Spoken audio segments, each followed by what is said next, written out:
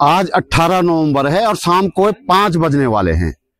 उत्तराखंड के केदारनाथ विधानसभा क्षेत्र का चुनाव प्रचार अब बस थोड़ी देर में थमने वाला है।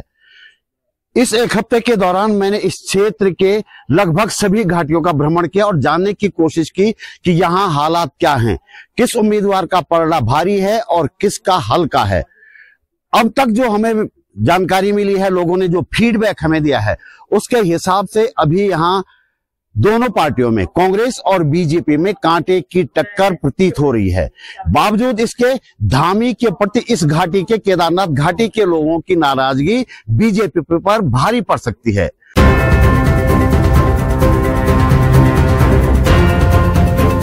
नमस्कार, आप देख रहे हैं बात बोलेगी। मेरा नाम है त्रिलोचन भट्ट और मैं करता हूं जन सरोकारों की बात।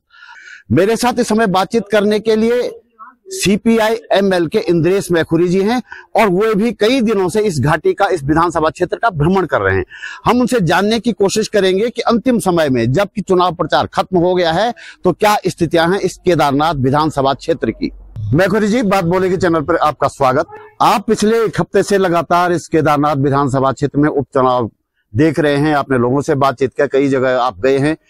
तो एक साल पहला तो मेरा ये है कि किन मुद्दों पे ये चुनाव हो रहा है? देखिए, यहाँ तो रोजगार का सवाल एक बड़ा सवाल है, वो पूरे देश में भी है। जिस तरह से फौज की भर्तियों में कटौती हुई, फौज को अग्निवीर में तब्दील किया गया, लोगों के लिए ये बड़ा मसला है। लोगों के लिए ये भी बड़ा मसला है कि सरकारी नियुक्तियों में जिस तरह की धांधियां, जिस तरह का घपला घोटाला हुआ, और उसके अलावा ये केदारनाथ का इलाका, यहाँ यात्रा के जरिए लोग अपना जीवन यापन करते थे, अपना जीविकोपार्जन करते थे, और पूरी यात्रा को सरकार की एक तरह से कहिए तो नीतिहीनता के चलते, या सरकार का जो भी इरादा था उसके चलते ऐसे करके यात्रा का संचालन हुआ, जिससे कि स्थानीय लोगों को भारी नुकसान हुआ, स्थानीय लोग एकदम तबाह हुए। तो इसको लेकर के लोगों में भारी गुस्सा है। इसके अलावा महिलाओं की सुरक्षा का सवाल एक बड़ा मसला है।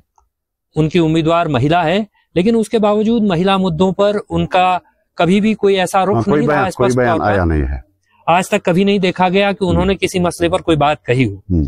और महिलाओं का सवाल, महिलाओं की सुरक्षा का सवाल, वो एक बहुत महत्वपूर्ण सवाल इस प्रदेश में भी है। हम तो वो प्रदेश हैं जिन्होंने मुजफ्फरनगर कांड झेला है, तो इसलिए यहाँ तो महिला सुरक्षा का सवाल एक महत्वपूर्ण सवाल है। तो ये भी एक सवाल है। भ्रष्टाचार का सवाल बड़ा सवाल है। ये सरकार एक तरह से गले गले तक भ्रष्टाचार में डूबी हुई सरकार है, जिसके मंत्रियों पर विजिलेंस कह रहा है कि, विजिलेंस की अदालत कह रही है कि मंत्री के खिलाफ जांच के आदेश सरकार दे। मैं थोड़ा एक सवाल आपसे बीच में आपको टोकूंगा जी, कि हमने बद्रीनाथ उपचुनाव में देखा कि महेंद्र भट्ट रो पड़े थे। इस बार भी यहाँ की उम्मीदवार रो पड़ी हैं किसी मंच पे। तो ये रोने का क्या समीकरण होता है? आम जीवन में सामान्य मनोविज्ञान को अगर आप देखें तो आदमी अपनी खुशी को, अपने उल्लास को, अपने उत्साह को प्रकट करना चाहता है, कोई व्यक्ति, लेकिन अपनी दुख को, अपनी पीड़ा को सार्वजनिक नहीं करना चाहता, उसका सार्वजनिक कोई तमाशा नहीं करना चाहता।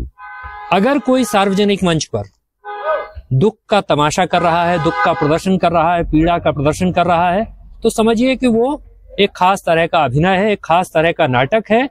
और जिन्होंने लोगों को खून के आंसू रुलाए, वो चाहते हैं कि आज के दिन पर लोग उनकी आंखों से निकलने वाले नकली आंसुओं से द्रवित हो जाएं और अपनी सारी तबाही और बर्बादी भूल जाएं। जो लोगों के साथ छल हुआ है, जो लोगों का रोजगार की लूट हुई है, लोग उस सब को भूल जाएं। तो ऐसा होने नहीं जा रहा है। अच्छा, एक सवाल और जो आमतौर पे पूछा नहीं जाना चाहिए, लेकिन लोगों की उत्सुकता होती है, क्या समीकरण है? देखिए, समीकरण तो यहाँ अभी हम लोग लोगों से बात कर रहे थे और बहुत ही रोचक बात एक मित्र ने हमसे कही। उन्होंने कहा कि मुकाबला कोई दो राजनीतिक पार्टियों के बीच में नहीं है, मुकाबला तो केदारनाथ वर्सेस पुष्कर सिंह धामी है। तो केदारनाथ वर्सेस पुष्कर सिंह धामी के मुकाबले में आप समझ सकते हैं कि कौन जीतने वाला है। लोग सीधा समझ रहे हैं कि पुष्कर सिंह धामी ने उनके व्यापार को, उनके व्यवसाय को, उनके रोजगार को तबाह किया है, और उसके खिलाफ, इस पूरे उनके कृत्य के खिलाफ लोग इकट्ठा हो रहे हैं, लोग एकजुट हो रहे हैं। तो यही समीकरण है, इसके अलावा कोई समीकरण नहीं।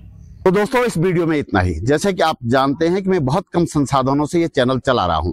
यदि आप चाहते हैं कि इस तरह के वीडियो आगे भी बनने चाहिए, तो मुझे आपसे सहयोग की उम्मीद रहेगी। आप ज्वाइन बटन पर जाकर या थैंक्स बटन पर जाकर मेरा आर्थिक सहयोग कर सकते हैं। बैंक डिटेल डिस्क्रिप्शन में भी उपलब्ध है। आप मेरा वीडियो शेयर करके, लाइक, कमेंट करके भी मेरा सहयोग कर सकते हैं। जल्दी मिलते हैं एक और वीडियो के साथ। नमस्कार।